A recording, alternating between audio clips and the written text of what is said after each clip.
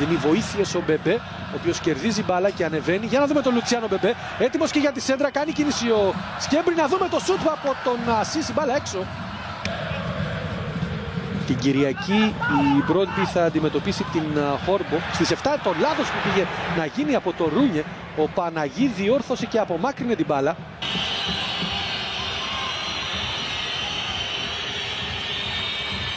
Με λίγα μέτρα φόρα ο Ιρλανδός μάλλον για κατευθείαν θα πάει. Το επιχειρεί, είναι καλό, η μπάλα πάνω από την εστία για τον Ασίς, ο οποίος θα κατεβάσει. Είναι καλή αυτή η επίθεση. Να δούμε τώρα την παλιά για τον Σέρινταν. Έξω από τη μεγάλη περιοχή ψάχνει το Σκέμπρι. Θα κάνει το κοντρόλ ο Σκέμπρι, το πλασέ. Η μεγάλη ευκαιρία με τον Χραντέτσκι να λέει όχι. Σέρινταν κάνει κίνηση ο Σκέμπρι. Θα κάνει αμέσως το κοντρόλ. Θα χάσει τον έλεγχο του ο Ντούμιτς. Το πλασέ όμως θα σταματήσει πάνω στο σώμα του Χραντέτσκι. Η πολύ μεγάλη ευκαιρία για την Ομόνοια με τον Αντρέ Σκέμπρι. Μαρκάσα του βάζει πίεση.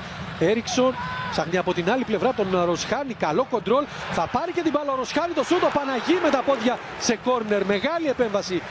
Χόλστ, Έριξον. Παλιά δυνατή ψάχνοντας τον Πούκι. Γλίστρισε ο Παναγί. Ο Πούκι. Μεγάλη επέμβαση. Η φάση που συνεχίζεται. Οι κόντρες. Ελμάντερ. Το σούτο Παναγί λέει όχι. Μεγάλη επέμβαση διπλή από τον Παναγί. Ο οποίος από εκεί που γλίστρισε κατάφερε, βρήκε την ισορροπία του. Κοιτάξτε και πάλι. Από το πουθενά βγήκε φάση.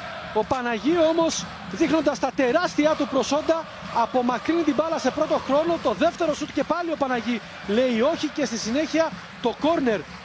Μεγάλη διπλή επέμβαση από τον Παναγί, ο οποίος κρατάει το 0 για την Ομόνοια. Μπράβο στον νεαρό τερματοφύλακα των Πρασίνων.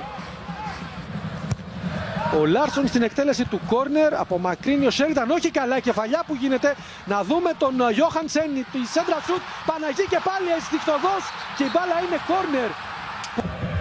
Η αγώνια μπαλιά και πάλι από το κέντρο της άμυνας βρίσκοντας τον Μαρκάσα. Έκανε λάθος ο Λάρσον, Μαρκάσα, να δούμε τον Μπεμπέ. Έχει χώρο για να απειλήσει το σουτ, είναι καλό, η μπάλα έξω όμως.